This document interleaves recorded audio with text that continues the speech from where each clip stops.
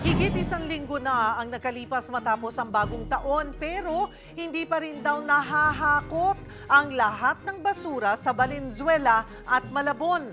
Ang masakit, patuloy pa itong nadaragdagan. Magbabalita si Ria Fernandez.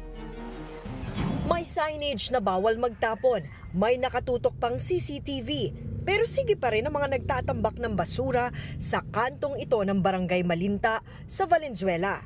Nagpepiesta na ang mga langaw dahil sa halo-halong basura. Kaya si Liza na nagtitinda ng pagkain sa tapat, nag-aalala na.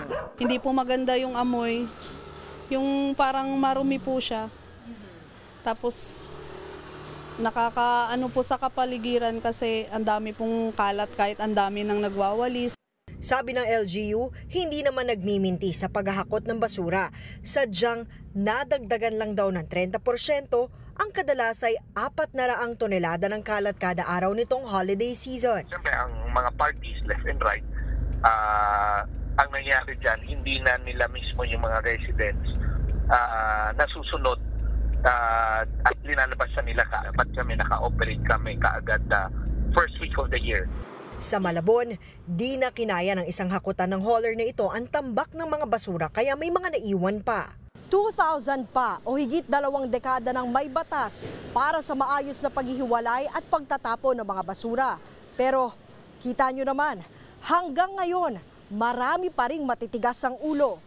Kaya naman ngayong Zero Waste Month, muling pinaalala ng mga environmentalist ang paghihiwalay sa mga nabubulok, hindi nabubulok at pwede pang ikalakal.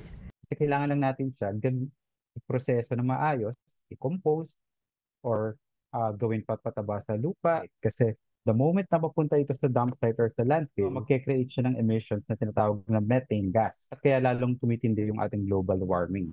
Handa naman daw ang DENR na tumulong sa mga LGU para sa epektibong pagpapatupad ng Solid Waste Management Act.